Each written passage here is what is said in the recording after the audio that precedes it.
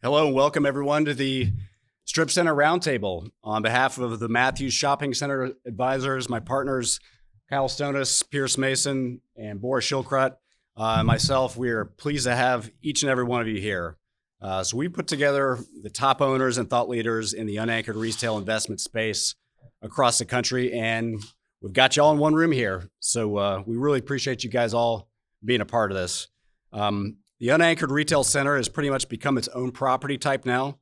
Our space has garnered much attention and popularity over the last few years, going from really an afterthought, kind of a niche sector, with ownership consisting of kind of small private investors to where we are now with institutions, funds, REITs, now treating this as a truly professional grade investment.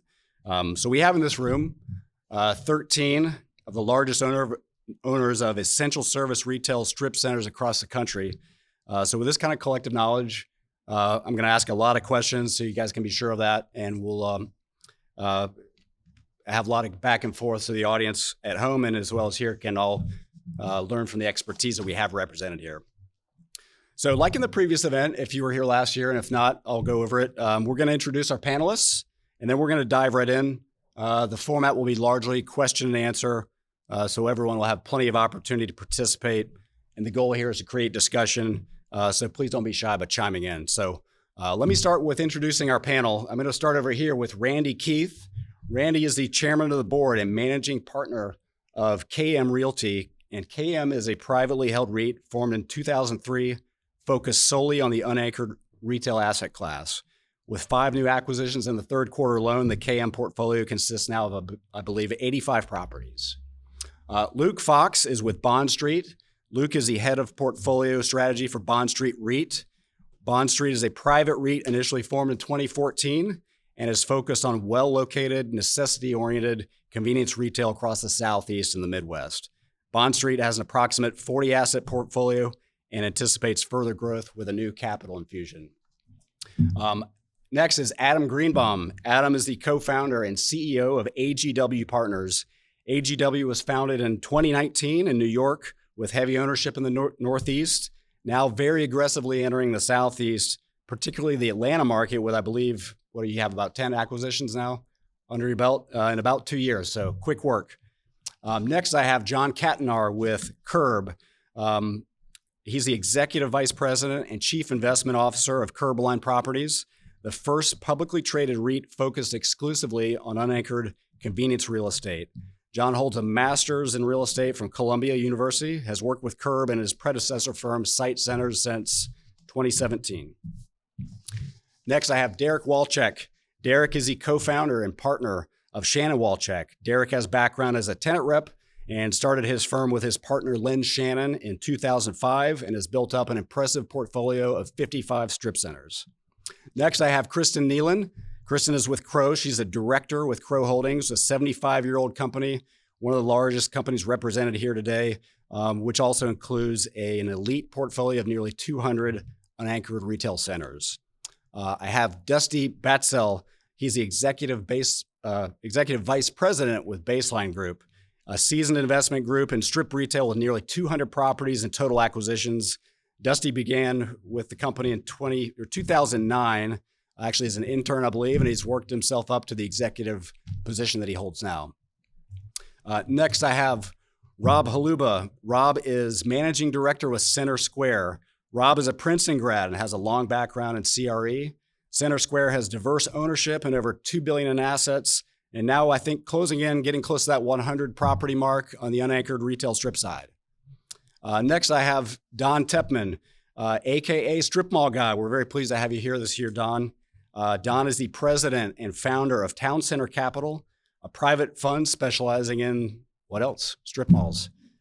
Don has extensive history in the space, starting as a broker and working his way up as a principal, and now has a substantial portfolio. His extensive knowledge on all things strip malls can be seen as updated in real time on his social media handle, Strip Mall Guy. His Twitter X account has over 272,000 followers. Next, I have John Morgan Jr. John is the president and CEO of South Coast Centers. John and his father, John Sr., built the company up nearly 20 years ago. One of the very first true funds to actually start acquiring unanchored retail centers upwards of 150 properties. Anthony Denizio is next. He is the director with Last Mile Investments. Last Mile is a North American properties company started in 2019, really from the ground up. They are an owner of a large portfolio of strips across nearly 30 states now. Next, I have Taylor Brown. Taylor is the Senior Vice President of Investments and Acquisitions at North Pond Partners, owners of $1 billion in assets accompanying a mix of value add and some neighborhood centers. They have recently begun to emphasize the unanchored retail strip centers with a fairly new fund over the last 2 years, I believe. Ron Chanin is with Riverwood Properties. He's the founding partner of Riverwood Properties, probably the largest developer in like the 90s and 2000s across the Southeast. You know, I always say if you saw a strip center being built in that period of time, it was likely a Riverwood Properties deal. So they now have holdings across the Southeast, as well as a third-party manage an impressive portfolio as well. So thank you all again for being here.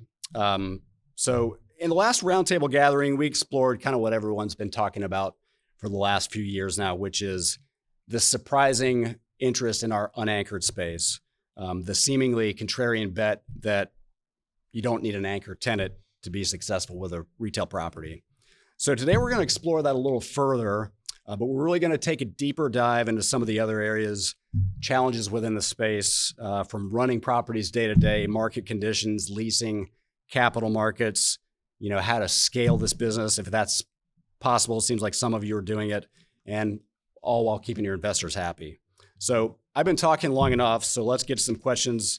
So I wanted to get to this point first, kind of continuing where we left off last time. It's sort of this value, validating the thesis for unanchored properties. So I have you guys in tables here. So I'm going to start with my table here, which is Curbline, Shannon Walchek, Crow, and Baseline. So John Katnar with Curb, why don't you kick us off? Tell us kind of about the genesis of Curbline. You guys are actually the first and only publicly traded REIT focused specifically on unanchored properties. Sure. So I think in terms of whether or not the thesis has been validated, at least at Curbline, we certainly feel it has been. When you look at what we set out to do, we wanted to create a pure play REIT that had a first mover advantage. In October of 24, we took care of that, becoming the first and only publicly traded REIT that focuses on the space. We set out because we like the capital efficiency of the asset class itself. For us, that means operating these centers for less than 10% of our NOI each year. And the portfolio certainly proved that out. You compare that to power centers, it costs about 20 to 25%. We're also attracted to the scale of the opportunity, right? And so in the last 12 months, we've bought almost 100 shopping centers for just under $900 million. And we have a balance sheet to continue the growth. We have less than 1 times debt to EBITDA, so plenty of room to lever up, about $800 million in liquidity. And now we have the opportunity to issue equity. And so as a management team, it's been exciting because we found a niche, a void in the public REIT sector, and we're able to capitalize on that. And so it's a rare opportunity that in a mature industry, you have that opportunity. So far, so good. And so the thesis has been working out very well. Yeah, you guys have made a splash in a very quick period of time. So Kristen with Crow, I'm going to go to you next. You guys just closed on the recapitalization of your 194 property portfolio, about 4.5 million square feet, I believe, in total size. So you're freshly infused with new investor capital. Do you feel like this shows continued validation, not only for the Crow platform, but also the broader market as well? Yeah, so like you said, since last we spoke, we did complete another recapitalization of our portfolio, which is almost 200 assets, spans across 4.5 million square feet. This transaction expands on a joint venture that we completed in 2023 with a global institutional investor. And it was always part of our plan to syndicate their equity down, given their sovereign status and tax leakage. And so they needed to be below a certain threshold, and which they significantly exceeded. And so we figured earlier this year, why not take this syndication to market? Our portfolio continues to do well. NOI is growing. We have strong leasing and operating metrics, and it drew a lot of interested parties to the table. So not only did we welcome another global investor into our partnership, but we also closed the biggest loan that we've ever closed. And with that also secured additional go-forward capital to continue to scale the strategy. So we're super thrilled about all of that. And I think it does validate the thesis that we've been working on for 10 years and speaks to the power of scale and also the continued investor interest in this product type. Excellent. Derek, I'm going to jump to you next. So your firm has obviously been around for a really long time, just kind of steadily acquiring quality unanchored centers. Tell us a little bit about how your firm is now evolving and kind of continuing to grow, and sort of why you and your investors are still really bullish on unanchored retail. Yeah, when we started 20 years ago, the very first week we opened, a broker brought an unanchored strip center deal to us, and it was kind of like, okay, we're going to make it. This is going to work. This idea, because we were basically two brokers that started a company. And we're nervous, but yeah, that worked. And so the reason we were buying strips at the time was it's a good price point. It was kind of above what a REIT would be interested in, and it was below, less than what a REIT would be interested in, and then above like what a wealthy doctor or whoever could go buy. So we were aggregating capital in Birmingham, and then really just developed a core competency of managing these centers, because you have a lot of credit, but you have a lot of mom and pops as well, even if it's a great location. And so you have to develop that management piece. And I think some people have kind of learned it's a little harder than it might seem initially when you look at the business. And so, we developed the core competency, kept buying more and more, and then kind of ran into this trend that, everybody sitting at the table discovered at some point in time. I think you were probably the first to aggregate, large portfolio. And so we kind of saw what was happening. We're like, okay, this is something we can do, and we can expand geographically. So it was just honestly, like, we had the core competency for a long time. We didn't have the capital markets experience. And so we're still learning that, growing into that. So I think, we all start in different places. We just kind of started there. Yeah. Yep. So Dusty, Baseline is one of the kind of early innovators as well to the strip center space. So, and I know you guys are undergoing a recap process right now too. So are you finding that interest level kind of consistent with this theme that we're talking about, the validation of the unanchored centers? Oh, absolutely. I think, we lucked out from a timing perspective. This fund that we had been aggregating since 2017 was originally, set to end in 2023. During COVID, we went out and talked to our investors and said we would like to, extend this a little bit longer. And fortunately, the timing worked out, with everybody up here. I think, Curbline, obviously that was a big one. Crow, what they had done with the recap in 23 just helped provide that institutional attention.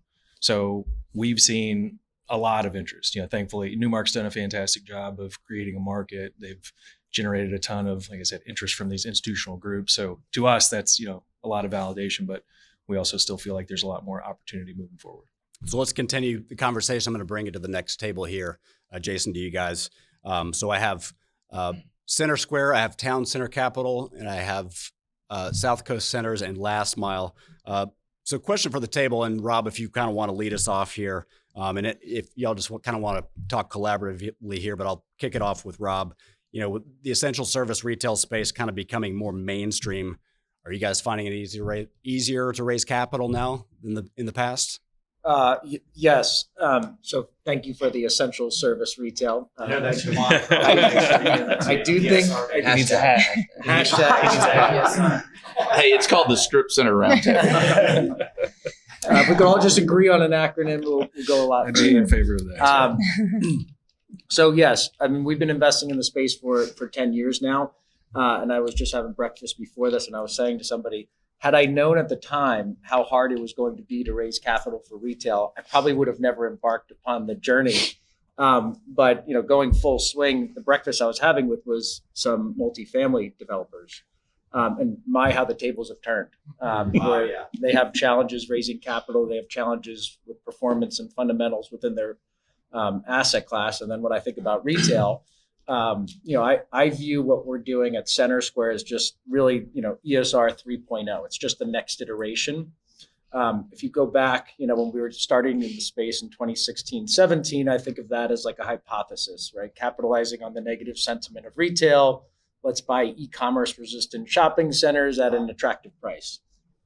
And then, 2.0 was coming out of COVID. Let's go raise some aggregation capital, smaller dollar amounts, $50 million, go buy 15 centers, something like that.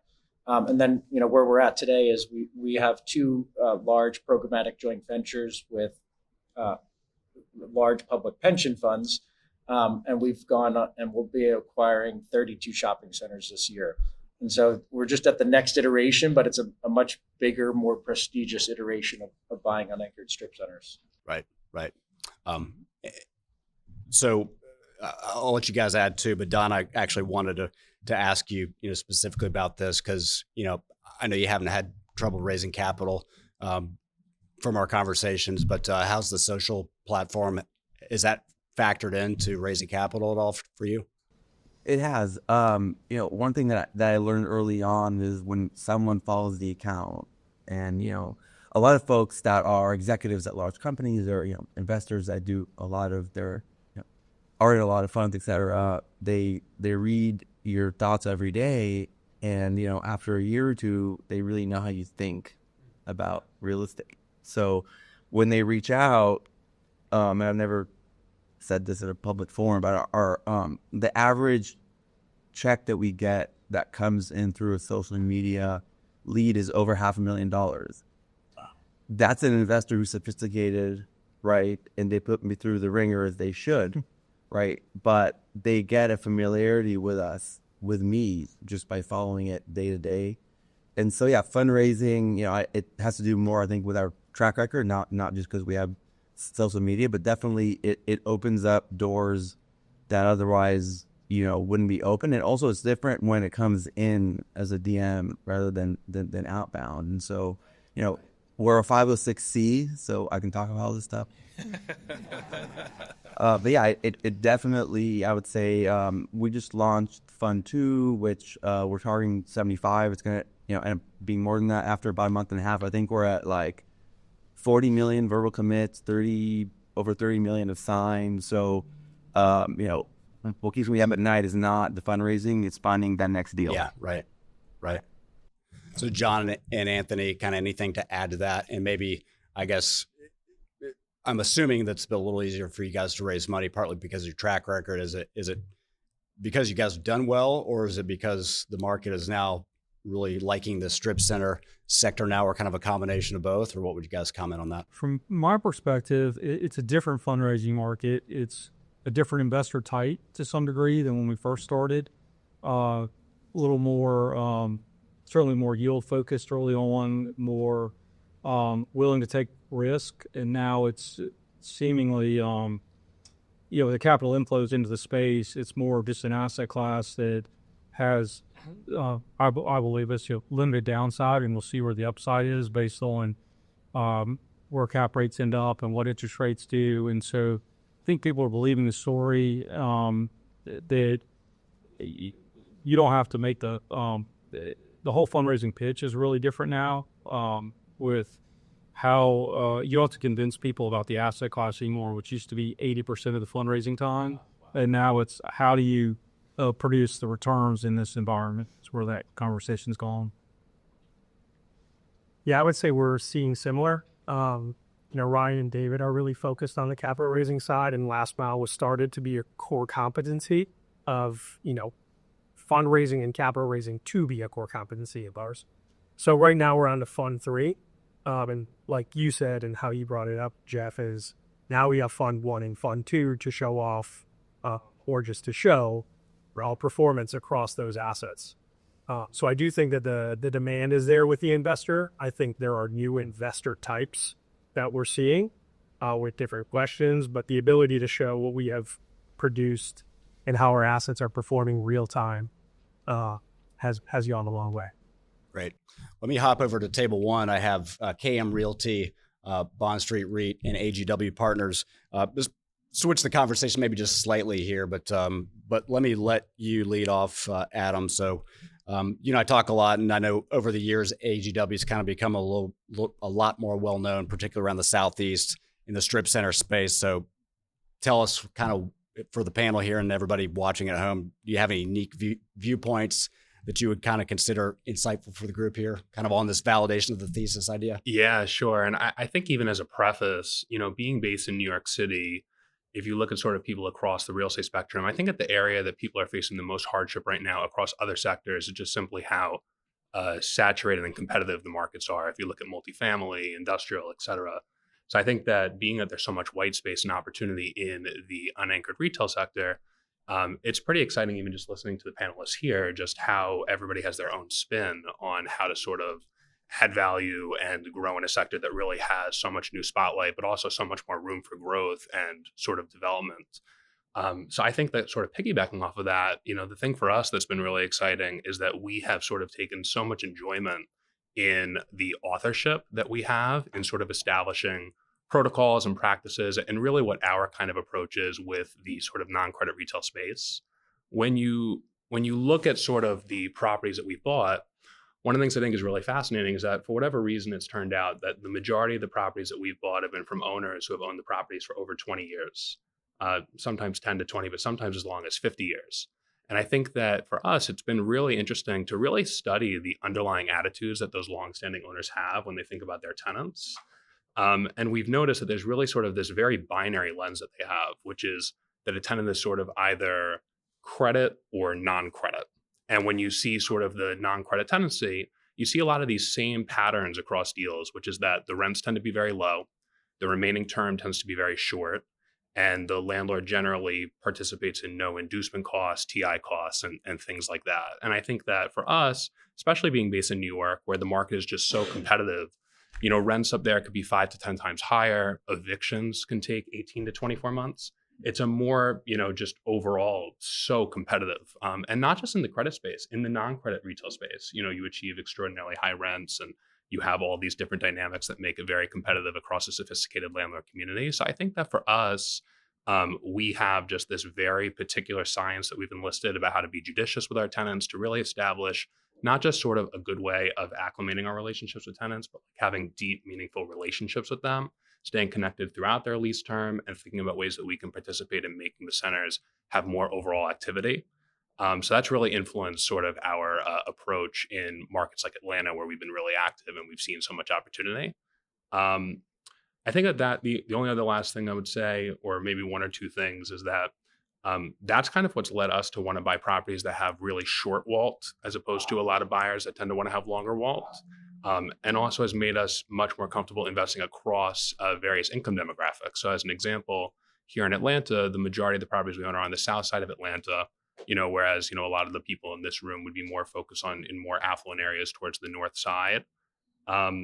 And then the last thing I'll throw out, I know I'm doing a run-on answer here, is just that we have some cool roots in retail. I definitely want to mention the fact that we have an affiliate that's the largest chain of retail laundromats in North America.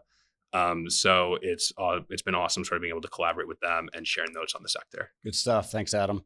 So Randy, Keith, with KM Realty, you guys have obviously, amassed a pretty substantial portfolio over the course of, I think, about 20 years now. So what did you guys initially see that drew KM to the unanchored space, and kind of how is that evolving now that it's obviously a more competitive landscape and different in many ways? Well, in a way, we never were going to aggregate this asset class.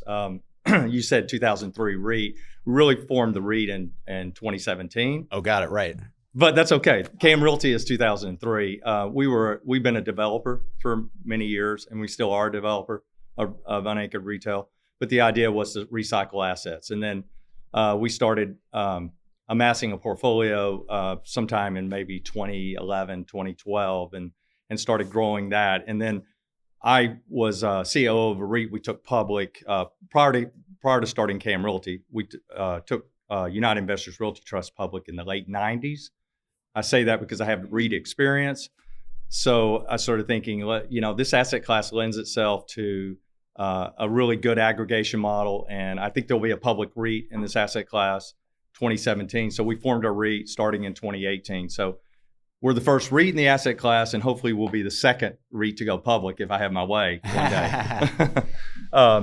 But our growth has been a little bit different than everyone else. For better or for worse, we've rejected the institutional equity so far. Our growth has really been through the high net worth individuals, and now more importantly, the UPREIT or 721 exchange, and DST as well is another way we're growing our asset base. We'll continue to do that. However, we are hiring a capital raising person for the first time will start with us at the first of the year, but mainly to focus on the DST 1031 Right. exchange world. Interesting. So Luke, anything to add on kind of how Bond Street evolved and formed into a REIT, and then kind of the thinking and evolution of your business plan in a more crowded space than say 10 years ago when you guys first started as a company? Yeah, similar dynamic. We Bond Street started in 2014, but formed the REIT platform at the beginning of 2024. I think the fact that we're all sitting here on the second year of the panel is validation of the thesis in and of itself. Bond Street started similarly to KM in identifying opportunities in the Southeast to own these centers. I think it was touched on earlier that you were able to years ago, find some of these at a price point that was lower than what a lot of institutions or other asset classes were trading at, and so that was kind of where the opportunity started. And at the beginning of 24, when Michael Reynolds, our founder, decided to launch the REIT platform, it was in an effort to further our belief in the asset class and the underlying principles of the real estate itself, to continue aggregating a portfolio and building out what he set out to do in 2014.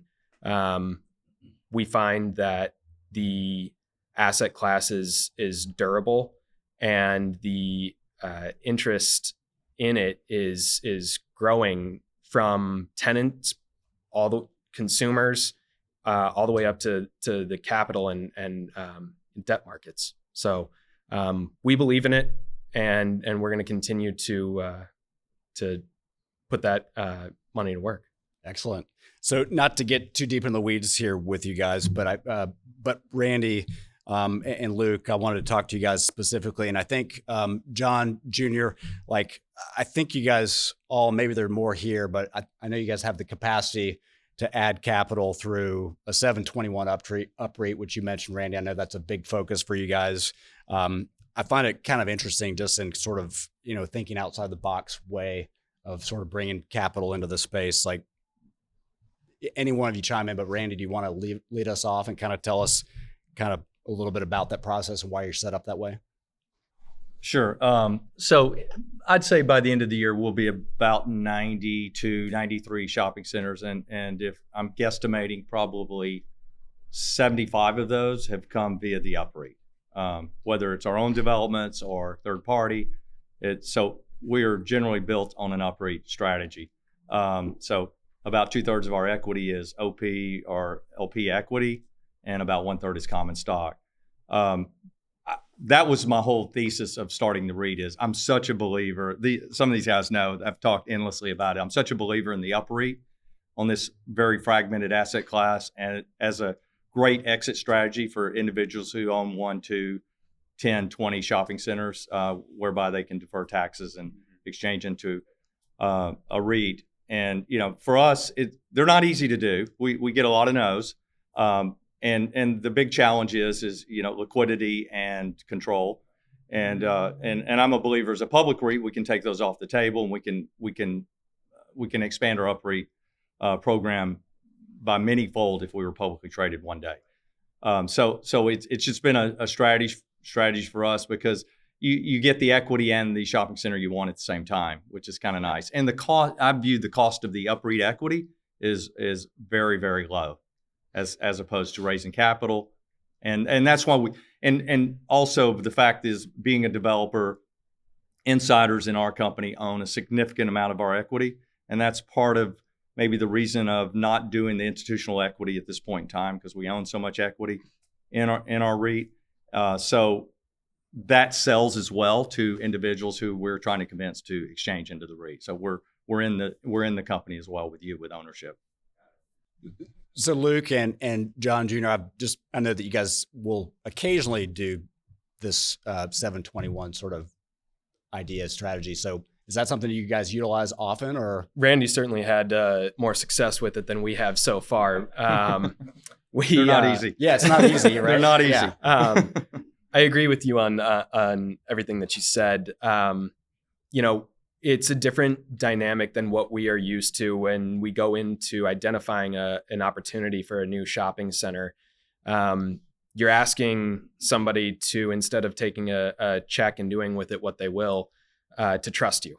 And we certainly believe in our track record and our thesis and how we operate our assets, post acquisition. But it's difficult for somebody, a small private investor, say, to get that idea and wrap their head around it, to now say, instead of managing it on a day-to-day basis themselves, now I let go of control. Now I have some guardrails. This isn't mine anymore. So we're navigating it. We continue to explore the opportunity of the 721 UPREIT transaction, and we'll look to certainly use that as a tool as we continue to grow. Got it. John, are you guys doing that very often anymore? Or? No, I completely agree with Luke's point of view about it, and Randy's for that matter.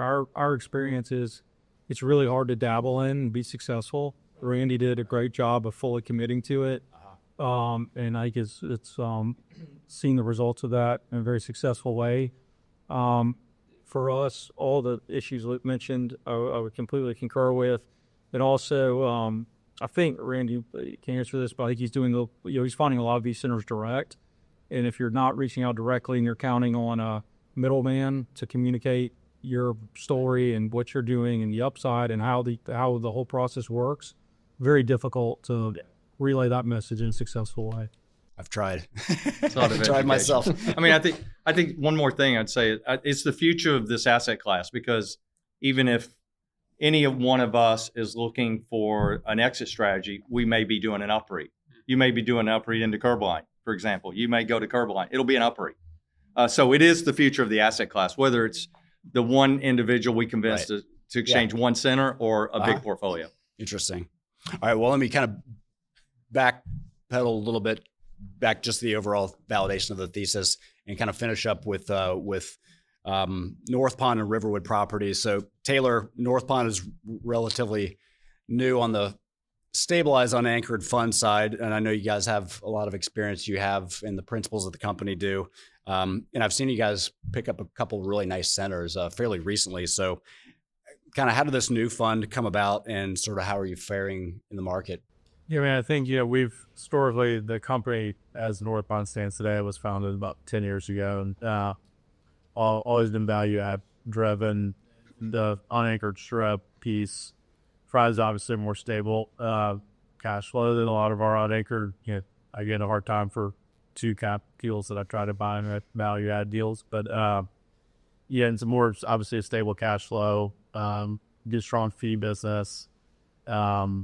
And like everyone says, there's more of the product that is out there. I think there's a lot of people in this room competing for the same product, but there are more strip centers out there than our value add deals that we're focusing on. Like in Atlanta, for example, there's probably 50 to 75 strip deals you would buy, versus for the value piece, it's just a much smaller a supply of those deals that make sense for that bucket. So it's a good way for us to offset, put out more capital in the unanchored way. Yep. So Ron, you're kind of a legend around Atlanta. You probably understand unanchored strips as well as anybody here. How does Riverwood look at kind of this newer attraction into the space that you've known for many years, and what, if anything, has changed for you guys at Riverwood? Well, at Riverwood, we started out as a development company. Right. And started in 1994. And we saw an opportunity to develop unanchored centers that really nobody was doing. And a lot of people just didn't think it would ever work. Red hit. We developed over the years probably hundreds, and we still own, as a group, we are now pretty much a third-party fee company currently. But we still own, myself, my partner, and other investors, we still own about 40 partners. And we talked to a lot of employees here about an opportunity about UPREIT. And quite frankly, we think we know what we're doing. you don't want to rely on somebody else to do it for us. And so our goal is to increase our value, which we continue to do and have for many, many years. I was talking to someone earlier that told me they didn't think there was a lot of upside from 20 years ago to now. And I've got centers that there's a tremendous amount of upside on 20 years ago to now. So our goal has always been creating cash flow. And we created a lot of cash flow. Investors are easy. It's never been a problem for us to raise money. Currently, because everybody's in here, we can't buy. We like to buy, but we can't. So we'll develop a little bit once the numbers start. And we'll continue to add. We manage and lease about 120 properties. So we have a lot of management and leasing that we do on behalf of a lot of rooms. Right. So Kyle Stonis, Pierce Mason, and Boris Schilkrot, we work together as a team, and Pierce and Kyle, you guys are a little more focused on the institutional side.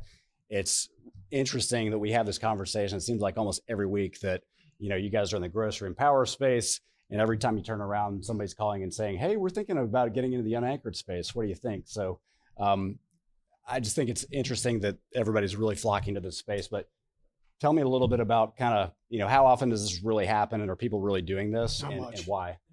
That's a loaded question for sure. But yeah, I mean, there's a lot of groups coming into trying to get into the space. And I think like Ron said, and a lot of everybody else said, is the operations of unanchored strip is massive. The amount of management, leasing, and capital that you can put out is tough for institutional groups to do right now. And so it was pretty interesting when Randy was talking about the UPREIT structure, because I was thinking about that. How do you make another UPREIT that's just for anchored properties, right? You UPREIT that and get that money going to your unanchored side. But just so I think in terms of that, we see it, but in practicality, it's very difficult for execution. And I think because a lot of you guys have cornered the market really, and it's hard for people to get in. So what we are seeing a lot of, and Pierce will let you kind of comment on it as well, is a lot of LP equity kind of slipping in the back door from these groups that have figured it out, because we've met with the biggest institutional groups, and they're over the last couple of years, they said, you know what, here's what we want to do. We want to buy unanchored strips. And we're like, oof. And they're like, and we want to manage it in-house. And then, that translated into, call it 12 months ago, 6 months ago, like, yeah, that program's not going to work for us, but how do we get into the space? And that's when we're seeing a lot of LP equity moving in, and making the capital raise for everybody in this room a lot easier. So I think the challenge is, and one thing we do see too on the anchored side and then the CRE side in general, is that over the last year we've rebounded, right? The anchored side, the unanchored side, we're seeing more volume. So I think of Q3, I think the numbers were retail CRE is up 24% year over year, which is like at 16.4 billion. So that just means there's more opportunities for these traditional groups not to look at the unanchored side, because before it was an asset class that was checked off by the institutional side, but it was also an asset class that they needed to put money to, and they were trying to figure out where to put it. Yeah, I would dovetailing off what Kyle said, I would say the theme last year, we always do the Park Avenue Roadshow in New York for ICSC, and I think that the theme last year was the institutional groups that we were talking about, like you said, getting into the space. And like you said, we were like, get in line, find an operating partner, good luck. And then this year, the interesting part, I think, has been at a lot of our meetings and ICSCs, a lot of the traditional grocery anchored funds have been kind of admitting that they're having trouble competing. And, the overlap in the essential services retail side of a grocery anchored neighborhood center in those shops, very similar to unanchored strips and, shadow anchored products. So we've been approached a lot this year by those private funds that have been really trying to figure out a way to put money to work and, expand into the space. And again, they're late to the party as well, but yeah, it's definitely been a inflow for sure. Let's talk about market conditions a little bit. And I'm kind of lead off a little bit, maybe kind of on the capital market side. So John Jr., you and I were talking actually the other day about this, and kind of that you've been pleasantly surprised at kind of the rates and the terms you've been able to see on new debt, really in the last, I think, really just a few weeks ago now. So, is it because lenders are just becoming bullish on this asset class? Is it rates dropping? Is it, spreads narrowing? Is it like just, lack of allocation in the space and trying to regroup that? Or tell me what your experience was there. I think it's a combination of all the above. It's definitely, we went to the life fund world pretty heavily in 22, 23, probably 24 as well, just because the rates were so much more competitive. But we overall probably prefer banks just because of the flexibility. And we're seeing banks really step up in a number of ways on everything from spreads to term to revolver and aspects of lines and things of that nature to win deals. So I can't speak to exactly whether that's because they're underallocated to retail and there's a big push. That's probably an individual bank position, but I know there are a lot of dollars on the debt side from lenders flowing into retail, so it feels like a good time to strike overall, even rate situation notwithstanding what's happening there. Yeah, right. So Taylor, I'll just ask this question to you. So, from the fund perspective, rates have moved down a little bit, and that kind of the 10-year sort of bouncing a little bit, obviously, but, analysts are predicting maybe there's one more rate cut. That's debatable, maybe not. So I know the funds are typically IRR driven for the most part. Is this, if the rates go down, does that change your modeling on the acquisition side at all? Yeah, I mean, I think, we've lowered our interest rate. We model that we generally close all of our deals all cash and to pull it together in 6 to 12 months after we close on them. We're just closing our second big tranche with those 12 properties in that tranche. So we lowered our rate a little bit. You try to leave 25 bips of spread to be a little conservative of what that looks like on that. But I think we have an institutional lender that's done both of our two tranches of those. I think it has helped a little bit. I mean, our vehicle's open-ended fund, so we're focused on IRR. I've gotten the IRR kind of beaten out of me and more focusing on some other metrics and like mark-to-market rates and things like that on 5-year-olds, 7-year-olds, 10-year-old kind of things. So we pay attention to IRR in our unanchored bucket. We pay less attention to IRR than we do in our value add bucket, obviously. But try some other metrics that we've seen kind of help us analyze a little bit better. So just talking about rates a little more. So Randy, I'd like to hear your perspective on this. Do you think like continued rate cuts will mean maybe some more properties coming to market? We've been stagnating a little bit with strip centers. I think that's one of everybody's biggest problems, lack of product now. You think that helps or would help? Well, I mean, the guys have heard me say a lot. I don't want to see rates go back down to 3.5%, 4%, because there's too many people buying assets. I mean, not only competing with everybody here, you're competing with all the individuals. So I felt like the 5 to 5.5 rate environment is not a bad place for us to operate, and we're there now. Most of the debt we're doing bank debt. I mean, I echo exactly what John said. We did a couple of life deals a couple of years ago, 2 or 3 or 4 of those, and we're back where the banks, which we like because of the flexibility John mentioned, and the prepayment issues aren't as much to deal with. So we're going to stick to the banks. We're dealing with a little bit larger banks as we've gotten larger, which is helping on the spreads. So we're doing deals now with Wells Fargo, and they're certainly more competitive than some of the more regional banks we've done business with. Got it. So I think what we see from our perspective as brokers is like, a lot of the people that own unanchored retail centers, a lot of them are still in the private space. And a lot of these people haven't been selling their properties for a good long while with the change in rates, because rates have gone up or had gone up. So if you sell your property, you're actually also selling your loan along with it. So now with rates coming down, this gap between, where the rates were at, peak or trough, the bottom of the trough, and where they're kind of converging together, and spreads are kind of converging a little bit. So we're also seeing some loan maturities coming up. So, just kind of question for the group, and anybody wants to chime in on this. You think this convergence kind of shakes loose more inventory for everybody to get some more deals out there? Don? I think it's vacancy driven. I think even when rates, popped up a little bit, centers are at an all-time low vacancy rates right now. And I think what drives volume is going to be, mom and pop owners are scared of vacancy. They don't know what to do with it. They get, fear sets in and they want to get out. And so after 2010 for us, all of our great deals were all because, high vacancy. So I think if we see it, go up towards 4.5, 5, which I'm not saying I want to happen, but I think that drives volume more than the rate story. Interesting. Yeah, I would add, I think Don's point is excellent. I think that the last couple of years where it's been very difficult to scale product, except for Curbline,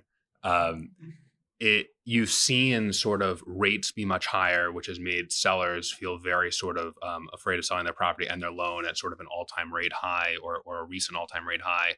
But it's been coupled with, significant market rent growth and diminished vacancy. So it's been a really nice time to own these properties, coupled with, cap rates and interest rates being on the high side. So I do think that a couple of things are sort of in our near future. On one hand, I think that vacancy is going to get a little bit worse. I do feel like some of these after effects and sort of, looming recessionary sort of concerns are going to cause, and we see it in our portfolio, a couple of the leases that we've signed in the last 5 to 10 years, some of the businesses close unexpectedly early and some sort of, problems along those lines. And, we are going to see more competition on the buy side because rates are improving. Right. Yeah. And I think I think just if you look at the macro economy, the way that you get out of sort of, or attempt to try to get out of the amount of national debt, 38 trillion, I think right now, is you increase inflation. Basically you print more. And I think that is starting to bite at the lower income level in America pretty bad. And I think that's only going to get worse. So I do think that, centers will be affected differently, but I think the picture might look a little different over the next couple of years. Yes, we're growing rents 20, 25%, like crazy numbers, but your triple nets are growing at an even larger rate. And so your all in is really, you have any sort of backup, like you're mentioning the economy, you're going to start to feel some pain. You probably will see the vacancy rates grow up, and it'll scare some of us too, here. So, you may see some opportunities over the next couple of years. So I have Andrew Marcus with us. Andrew Marcus is our capital markets guy out of New York. He's been with Matthews for a little while, and Colin Pierce and I have used him for years and years. One of our favorite guys. So you're on the debt side every day. Like, tell us kind of what you're seeing on the capital market side, just broadly. Yeah, I think to echo, the sentiment from John, I think, we're in a really good place in the market as far as availability of capital and demand to transact. I know Randy mentioned as well, I've seen banks step up in this market, credit unions as well. I don't think they were mentioned, but to piggyback on the point about flexibility, credit unions, especially having no prepayment penalty, it's I'd say it's really important right now. Jeff, you mentioned it. There are sellers or potential sellers or would-be sellers that have kind of stayed on the sidelines because of essentially being handcuffed by where their debt is or their cost of capital. So, yeah, I'd say in general, let's say mid to upper 5s to low 6s, depending on what levers we're pushing with deals. 25, 30-year AM, sometimes IO. And even recourse, we're seeing more non-recourse than we have. Good stuff. So just kind of finishing up maybe a little bit on this and then bouncing to some other topics here. But Luke, I would just want to ask you this. So talking a little bit about lack of product and maybe how it's related to vacancy or related to interest rates. Like, is that your greatest challenge right now, or do you have other issues? Finding deals, is that the number one thing for you guys right now? That your toughest challenge? For me, that's the biggest challenge. No, I think that compared to years past, there may be a dip, but we're still finding opportunity in the market. I think that one of the challenges that we see with private small sellers bringing bringing their product or considering bringing their product out to the market is it can take an education. And for them, if they've owned the center for 20, 30 years, market can, and that's one of, 3 centers. I'm making this up, but it can take an education for, what expectations are on everything from pricing to closing process. So, we value our relationships with, our brokers that are out, looking for deals for us. We value the relationship that we build with the seller during the process, working closely with them and to answer the question directly, the product's out there. It's figuring out what is being spun out and what is coming to market for where there's inherent value. Right. Well, let me shift a little bit to leasing because I want to hear some perspectives on the leasing side. So, John Katnar, I'll talk to you because your colleague Sean Topper is here, also with Curbline, and he and I were talking about at ICSC, I think in Atlanta a few weeks back, kind of about the leasing and how it's been kind of unexpectedly maybe brisker than expected. So, how's the portfolio been leasing for you guys lately? I mean, I think it's actually been great. We're at 97% occupancy, so to me that implies you could push rents a little bit. If you look at our leasing results for the year, velocity remains strong. We've leased 400,000 square feet of new deals and renewals. And so I think that shows you that there's still tenant demand when you have leasable, regular size units that are simple. The spreads on the leases have been phenomenal. Our renewals have been 20% on a straight line basis. Our new leases have been a 40% spread on a straight line basis. And so to me, that shows if you buy great real estate, the demand is still there. Yeah. Yep. So Chris and you and I were kind of emailing about this a little bit. The mark to market is something that everybody's kind of talking about, and the rental growth. So is there still more rental growth to be had? Yes, we absolutely believe that there is more rental growth and more opportunity. It obviously depends on the market, the center, the tenant they use, the triple nets. But right now we are 95% leased. And just this year, we have already renewed 85% of our tenants that were rolling this year, which is a really impressive metric. But that data point right there tells us that there's very strong demand and not a lot of available space. And so that's naturally going to put upward pressure on rents. And of course, there are some tenants and some rental rates that are maxed out. And, these tenants and these retailers have to make a living and have to make a profit within their 4 walls. So it's not a blanket approach or a blanket answer. But when we're looking at new acquisitions, we do look at each individual space and each individual use to try to ensure that there is a growth opportunity there. But with the limited supply and the renewal data that we're seeing that I just mentioned, we do feel confident that there's more room for rent growth. Excellent. So Anthony, let me ask you this kind of from an acquisitions perspective with this mark to market idea. I guess the phenomenon, it's not an idea, is, how much does rental growth factor into what you're looking at on acquisitions? It's a big part of the discussion. All of us in here are focused on the highest quality suburbs and top markets. And I think that a lot of our portfolios are showing that we're producing those things. Are we translating that performance to the underwriting? No, but we're doing exactly what Kristen just said. And we call it a tailor-suited approach or a tailor-suited discussion on what is the tenant, what is the use, do we believe, before you have the tenant interviews, do you believe that it's sustainable for this rent to go from 20 to 28, 25 to 35?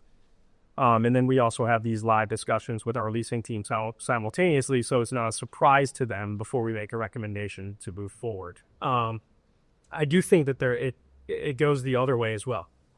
So I'll pick on a certain use, but boutique fitness, right? So at one point, it was a big phenomenon.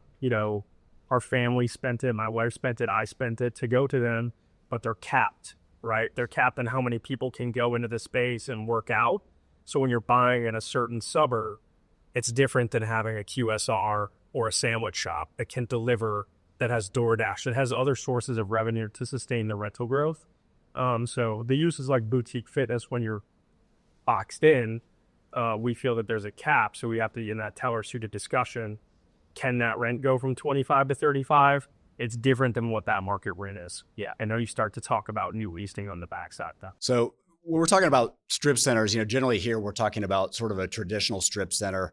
And I think most of what the majority of us are invested in here, like maybe it's a 10 to 40,000 square foot strip center. It's probably maybe 10 to 20 years old. And then if I'm breaking it down kind of into two pieces, you can go much deeper than this, but there's the out parcel strips that we're starting to see a lot of now. That's sort of like more like a single tenant properties. They've got 2 tenants, they've got 3 tenants. They're kind of right on the road. They generally have credit, longer term leases. And the rents are pretty high on those. So Rob, I want to ask you this because I've seen Center Square has picked up a couple of these sort of more out parcel-y type centers as opposed to like, the older kind of more seasoned strips. Is that like a specific strategy for you guys to bolster credit or lease length, or is it just lack of product? Or Yeah. In full transparency, that was an anomaly. I've never seen a portfolio of basically, 2 tenant out parcels with Starbucks on the end caps with drive-throughs, but our good friends at Baseline sent an introduction to a group that had a portfolio under contract, and they assigned us 6 and they took 5 and we all closed and it was great. That really, I don't believe that that's a sustainable strategy just because pricing for those assets usually trades to 1031 buyers. They'll pay a lower cap rate. Sure. So it's very hard to compete there. So that really was an anomaly. I said this never happens. And it happened once in the 10 years that we've been buying strip centers. So Ron, you guys started as developers, obviously. And it's pretty apparent that that's really where the development activity is in this more out parcel type space. So, you got the credit, you got the long-term leases. The rents are obviously high. Like, do you guys find the development model to be able to, can you develop now, or is the rents too high and the cost structure associated with building and buying the land, is that all too high? Is it kind of broken for you guys, or? Currently it's extremely difficult to develop under those circumstances. What we can develop is where we have, and we're doing it for some of our third-party owners, where there are out parcel paths. We are developing those on behalf of tenants, and we can get the numbers there because some of these tenants had nowhere else to go. But in terms of overall development, a last development we did, I think, was a couple of years ago, and I don't think those numbers would work today. So, question kind of for the group, and you kind of gave us your thoughts on it. Are these out parcel rents sustainable long term? I mean, if you have credit, I guess just generally, if you have some pretty good brands, you would think they can make about our $50 to $60 a foot rents sustainable long term to be able to continue to grow. I'll chime in really quick. I think everybody's concern is that they're not sustainable, but what I keep watching or try to keep going back and remembering is watching other asset classes and how those have evolved over time. And if you were to just take industrial and you were to go back to 2015, everybody's going to talk about $3 to $4 rents as market norm. That's what people can pay. Well, then it got to 6, then 9, then 12, then 15, and who knows where it's at today. But just watching what other asset classes have done, I'm not going to say it's impossible. It does cause concern as to whether or not these operators can make their business work in the 4 walls. But there's evolution of technology with DoorDash to help increase sales. So maybe we're not underwriting that, but maybe. John, didn't you guys do some work where you analyzed where your shoppers and the demographics, if they're an out parcel or a strip? That's right. And so when you mention out parcel shops, we don't shy away from them, because I think what we learned during COVID, once the cell phone data became available, conventional wisdom was that the value of your shops, wherever it was in the shopping center, was based on the performance of the anchor behind it. And what we did during COVID, when we had a lot of time on our hands, is analyze that cell phone data. And we learned that less than 10% of shoppers from the out parcel go to the anchors behind you. And so, talking about rents themselves, it is credit usually out front at a shopping center like that. And whether or not the rents are going to be there, it's really about how long the tenant's locked up for. So if it's a national tenant, they're going to be able to pay it unless it's a global bankruptcy risk, right? And so that's a separate assessment. But when you trend the rents forward, you can see how they're going to exercise options. The other thing we learned is that the retention has been very high, even where maybe we thought internally the rents were a little higher than what market was.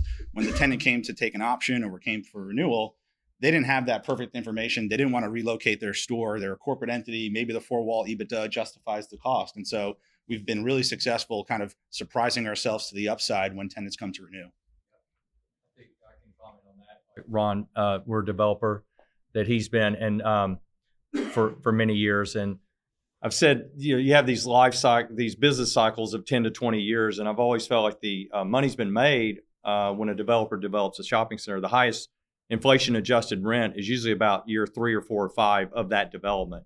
After that, on an inflation adjusted basis, the owner's never going to exceed those numbers until maybe there's a new cycle 10 to 20 years from now. That's been my history. And I'll echo what John said. When we have centers that are out up on the road in front of the anchor, if you lose a tenant, it's so much easier to replace it. I use an example. We bought a center a number of years ago. It was in our REIT. We actually sold it. It's the only center we've sold out of the REIT. But we bought it. It was a strip retail we had a grocery store. We came in after the grocery store left and it foreclosed. Then it was a church in the anchor. We bought the adjacent strip. Rents went from back then $24 to $12. We came in at $12, and that's what can happen in the retail in the back. The out parcel in front with the Starbucks did just fine. It continues on. So we try to stay away from the shadow in the back. We don't own any of that. We want to own up on the road if it's shadow anchored. But certainly retail, and I think, John, you and I talked about that before. Your shadow anchored retail has done so much better than just, say, a well-located suburban retail center at a lighted intersection in front of a master planned community. Even though it's well located, it's got all the dynamics, it still doesn't do quite as well as the shadow anchored retail, maybe when the boxes are behind it, because you just have more traffic and more tenants. So let me kind of shift to geography a little bit here and kind of what everybody's seeing, like as far as geographical areas. So Don, like I've seen you talk about this and I've heard you talk about it, like, a lot of investors are shying away from certain areas of the country, like maybe California and some other areas that might be considered either difficult to find deals in or they're difficult to operate in. From what I've observed from you, you seem to be pretty much geographically agnostic, or you just go to where the deals are. Is that an accurate assessment? I would say that for me, my biggest career mistake was buying into the, know your little market and focus on that market. Because then you're at the mercy of the volume that happens to be happening in that market. So if 2 deals sell in Santa Clara County that year, like, it is what it is. And so, like Google Maps changes everything, right? Someone who's sitting in Cleveland can now look at a deal in Miami in minutes and kind of assess a little bit. So for me, I look at where there are good deals. Right, so like it really is not about market, it's about deals. We bought a deal in Crown Point, Indiana, a couple of years ago. I never heard of Crown Point, Indiana, and but it was $8 rents in an $18 market at an 8.5 cap, and it made a lot of sense. So I really look for where the deals are. Not like I'm not betting on markets, but I'm betting on finding good deals. Interesting. So let me ask you this, Dusty, because I've seen you guys generate some pretty high yields historically and across your portfolio. What are your thoughts on geography? Do you have certain areas that generally seem like are more opportunistic or have more growth, or you're able to get higher going in cap rates? Yeah, I would say we are pretty specific in terms of our geography, but a lot of it has to do with our operations. Our product type is, I would say, a notch below some of the other folks on this panel from, more solid B centers, which require a lot of hands-on management. And what we've found is we used to be fairly market agnostic. I mean, we don't go on the coast, but that's more for different reasons. Sure.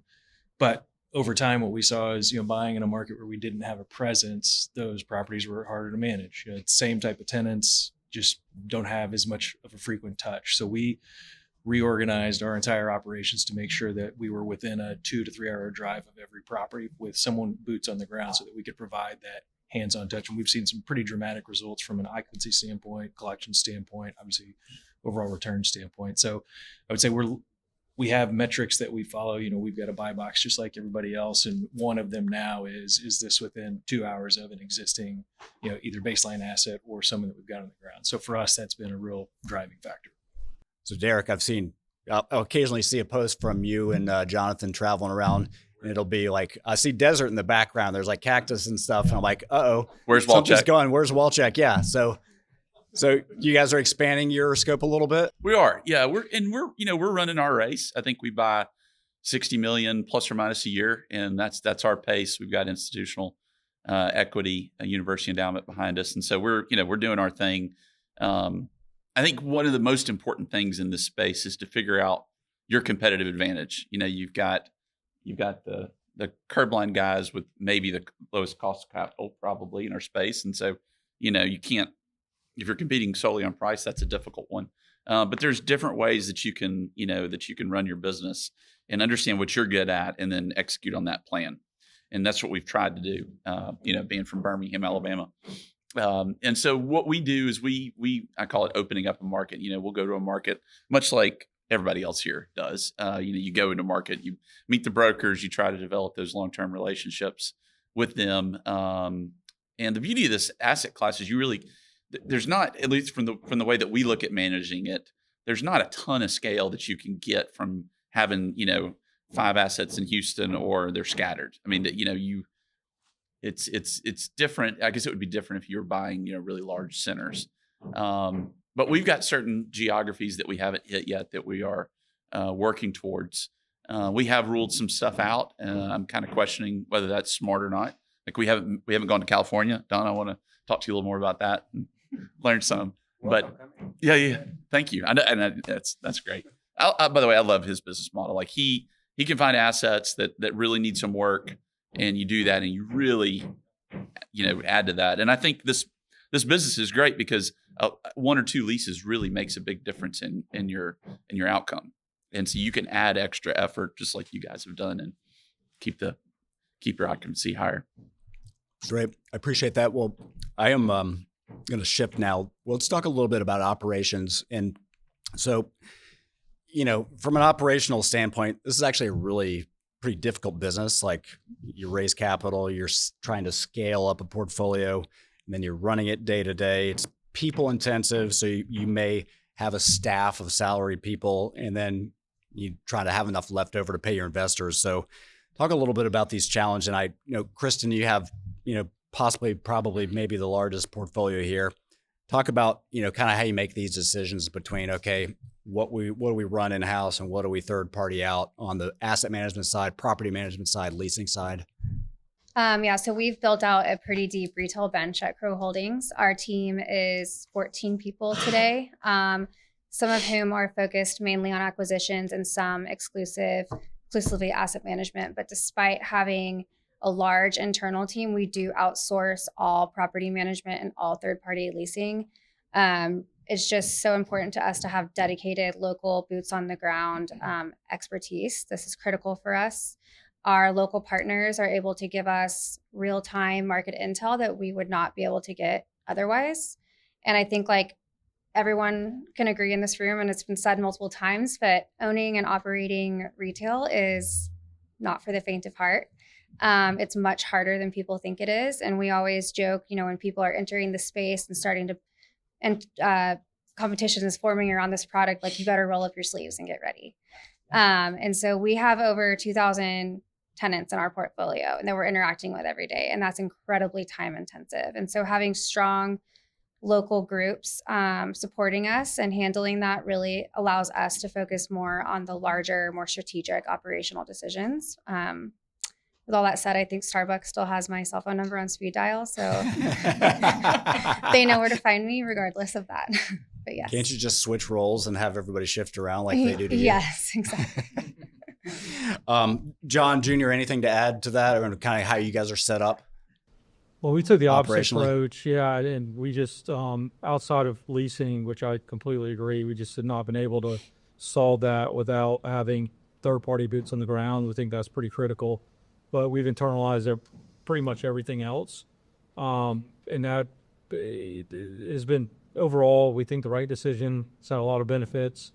to be able to control the whole process and have standards and have all our systems communicate to one another but it's a massive commitment. And I would say in our experience, you guys just pick one or the other. Don't pick the in-between, I think is where you can get pretty lost. Maybe like let's say with the 721 type thing, like, this is an asset class that if you dabble in, even if you're in it and dabble in certain areas, our experience is it comes back to bite you. Like you've either got to outsource it and be committed to that, or be committed to doing it yourselves. Yeah, we did the same thing. I was going to counter Derek's point. Just what we found on the scalability side is we started doing third-party management, outsourcing everything. We felt when we were bringing everything back together and trying to consolidate it, trying to keep all of them in line, it was just a nightmare. Brought all property management internal, still do third-party leasing in markets because there is no replacement for that. But what we found is that scale really comes when you do have 10 to 12 properties, and now you can put a dedicated person that's essentially a third-party property manager, but is only focused on your portfolio. That's where we found a lot of scale and opportunity. Yeah, we do the management in-house as well. I think that's fair. That's fair. Yeah, the backbone of our firm is doing leasing in-house. Really, as a broker that used to work on 1,200 square feet, there really was not enough money in it for me to go do any outreach. So I put up a sign in 2002 and wait for a call, right? So like, unless we pay those brokers more for working on small spaces, they cannot be proactive. I don't blame them. So we FedEx tenants by the hundreds a week. We're using ReSquared, where James is out in Tucson next week walking around with flyers. So like, if my team spends, a week out handing out flyers in the market or doing hundreds of FedExes, we're going to get a much better ROI than the local leasing agent. Yeah, I think it's so interesting that you say that, Don, because as I was listening to the panelists talking about how, especially with the type of scale that Crow has and Curb and a lot of these larger institutions, and when you're so nationally diverse from a geography perspective, it is really difficult to really have, leasing centralized. I think that for us, one of the things that's so interesting, and I actually am thinking back to something that Derek said earlier, which is about how, he really enjoyed operating, I think, in the space that we like to, from like kind of punching our weight perspective, which is sort of being bigger than the small local guy, but being sub-institutional, which is like a really great space with less competition. But one of the things for us is that our, we have a real estate team of about 15 people, and the most senior people on the team are actually executive in-house leasing people that sit in New York, travel a ton to their assets. But Don, I think you hit the nail on the head. The local leasing community, the amount of money that you can make leasing an anchor is like 150 times more the amount that a landlord is going to ding you down when a non-credit hair salon is going to do a 3-year lease on 1,200 square feet. I would get check for $700. I'm like, what are you year? Literally. I think there's an art, though. I think that there's an art to picking, if you're not going to do leasing in house, finding the leasing agent for that strip center. And usually it's it may be a broker that hasn't been in the business that long, but is hungry enough that $700 makes a difference. Yeah. They're not, and then that person probably won't be the right person 5 years down the road because they move up. Yeah. And so it's really, there's an art to that. Yeah. We do third party for all of our leasing, but it does skew a little bit on which markets you can invest in. Is what we found of take Huntsville or some of these secondary markets. Like Atlanta, there's, plenty of leasing people. Charlotte, there's plenty of leasing people. Raleigh, probably the same. But do you invest in a Columbia, South Carolina, unless you have a really good feel on who your leasing guys? But a prior life, we owned a great Publix anchor shopping center at Columbia. We went through 5 leasing people, but you couldn't lease one space. We just struggled to really find the true third-party leasing people in some of these small markets. And so we go through that a lot when we're talking about entering new markets and stuff. And try to use referrals from people in the markets and things like that. But some of these smaller markets, it's harder to find that right fit for your third party partner. So talk about scale for a minute. Like, how do you, you're competing in an area where theoretically, you're talking about this little niche spot where maybe the wealthy doctor couldn't quite get in, but you can pass your hat around the country club for the right group of people, and somebody could theoretically be competition for a shopping center. So it's a pretty competitive space, and you're trying to buy in $5 to $10 million chunks. So some of you guys that have actually done it, like Luke, how does Bond Street, how have you guys been able to scale in a property type that's kind of available to a pretty broad base of a lot of private investors that can compete against you? I think the biggest thing is continuing to prioritize your thesis for why you got into the space in the first place, and being ready when the opportunity does come. The opportunities are out there, whether they're on a national blast, or it's a private call, or you're knocking on doors and making calls yourself to see if somebody's interested in selling. Being ready is one of the things that has allowed us to continue to aggregate a portfolio. So, John, you guys are kind of being forced to do this with the new thesis and running out and doing it really quickly, and you're succeeding. So how do you do it? Yeah, well, I mean, we're not being forced. We chose to do this, but we're enjoying it. But no, really, the way we've done it is with people, process, and cost of capital, right? So on the people side, Curbline, in terms of a head count relative to the asset base we have, is still relatively small. But the transactions team is 16 people overall. We have 8 deal makers in 8 different markets, 3 full-time diligence people. And so we've created an acquisition machine. It's literally like an assembly line with a support team in New York in terms of analysts.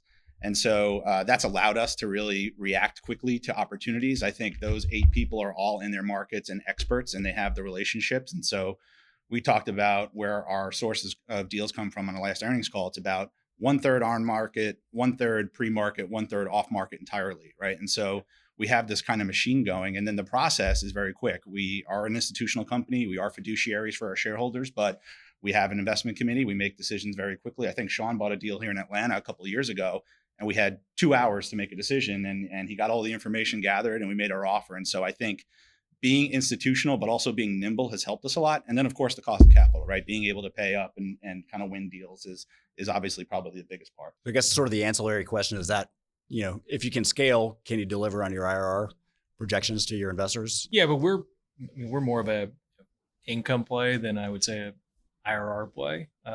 So that's one of the things that we're looking at now. Cash. Yeah, exactly. I mean, our whole deal has been creating this really diverse portfolio of neighborhood shopping centers, what we call them. I agree, we need to settle on something, and distributing some dependable cash flow to our investors. So that's been more of our play than anything. But yeah, I mean, we found that obviously does help with being able to execute that, is being able to continue to scale.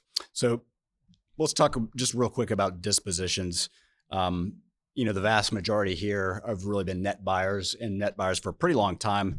So do you have it baked into your business to sell after defined period, hold period, or after certain return thresholds are met? So Rob, I've seen you guys selectively begin to maybe sort of freshen up the portfolio a little bit. And Jeff, that's a great question. Yeah, it's good. It's very interesting. Did you think I was not going to ask this question? I think it's an important topic for all of commercial real estate, which has had a tremendous slowdown on return of capital back to investors. And that's going to cause real problems. I think it's caused real problems in real estate capital raising, and it's going to continue to cause problems until capital gets returned back to investors. And so, yeah, I think this past year we had 3 deals on the market. We sold 1. We didn't get our price on the second, and we're going to recap the third. Going into 2026, we're probably going to sell between 5 and 10 assets. And I would say that going forward, I would imagine that I'm making up numbers here. We'll probably buy 20 shopping centers and sell 5 to 10. Buy 20 shopping centers, sell 5 to 10, and continue to prune through the portfolio. But at the end of the day, we're not looking to become a REIT. We're not looking to internalize it into one vehicle. We have 6 different programmatic joint venture partners that we're going to try and deliver returns to. So Ron, let me ask you this. So, we're talking about selling properties. You think it's too risky to sell right now if there's too little product? Like, I know you would probably do an exchange if you were to do, or maybe you wouldn't. Or is it a good time to sell because the pricing is really actually very good right now? We've been offered many, many times by buying part or parcel of our assets, but for us, it makes no sense for us to sell at some pretty good numbers and great. We think the numbers are great. The problem is, if you're going to exchange out, you're going to end up with assets that are not nearly as good as what you're selling. So what's the point? So the trading of the property that your problems that versus a new host of problems for a similar, better return, or maybe not as good a return. Got it. So let me go to predictions. So, and then we'll kind of wrap here. I think what do we have? A few minutes? Okay. So, John, I'll ask you this one because we emailed about it.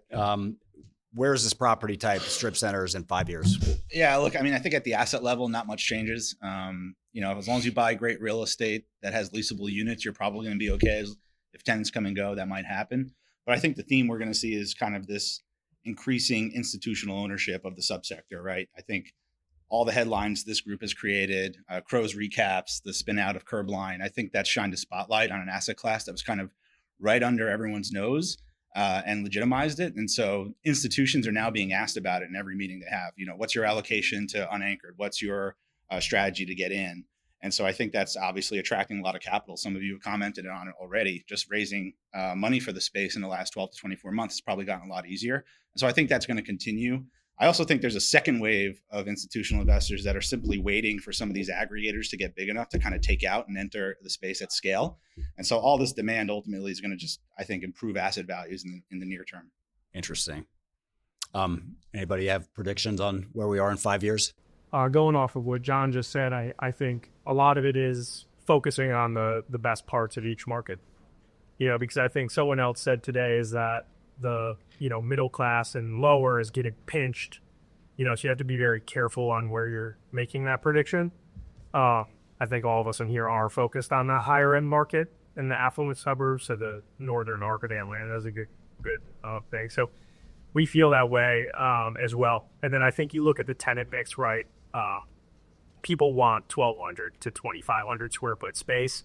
I also think it allows for a lot of new entrepreneurs to build new businesses. So is Crumble cookie made for the world? I don't know. But I do know if you get that space back, there will be a new that can take it. So I agree with a lot of what John just said for that reason. So if we're to that point, so if you're looking kind of across retail and seeing some of the older, say, big box kind of power center brands, some of them starting to falter a little bit. And I think it's kind of cleaned itself up maybe at this point. But do you guys see any, whether it be a brand or a kind of a retail type or a user type that's in your centers that may be kind of at risk long term, like in the future here? I think we paid attention to the brands that have been bought by private equity. Bond that an example. In Atlanta is a perfect example. They come out, they roll out 3 or 4 high profile locations, all closed within 6 months of opening. Yeah, and that's after they were private equity took control of it. I think you're seeing that with some of those other similar brands like that, where you're extremely cautious on their expansions. There's, like you said, Anthony, there's plenty of tenants to go around, so you're going to be more hyper focused on that versus maybe it's not the highest rent paying tenant, but it's not, you feel better about their longer term future at the center. And more a little bit personal, I can't speak for all of us about this, but the concepts that you keep seeing new ones of, and they want the best space at the highest rent, like a chicken use, and how many chicken uses can make it paying the highest rent. And the bowl uses trying to compete with Cava and Chipotle. So for me, that's more personal of when I see a rent roll and I see that high rent, those types of uses.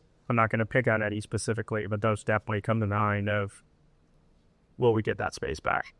I think if you were going to look at that, answering that question specific to the asset or the building itself, one of the things that this space demands and makes apparent is not only being essential, Rob, but convenient, right?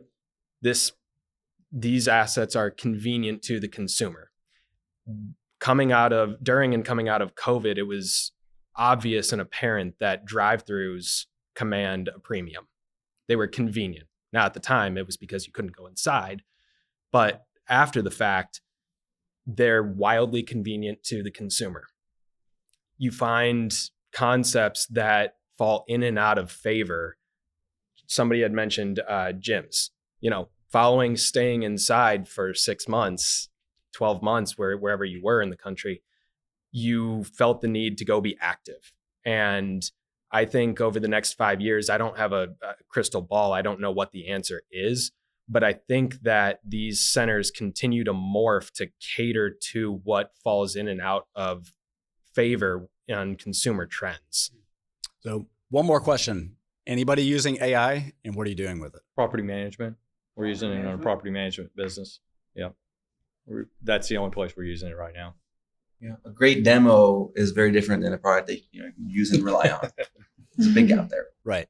But now you're using it for like architecture, like if you're doing a redesign of a center, is that a thing? Is that reliable or good? I was diving into it and talking about it online, but then the more demos that I would take and spend time diving, I realized that like no one's really ready yet for a product that anyone's using today consistently. So it's could be I think a ways off before it's really.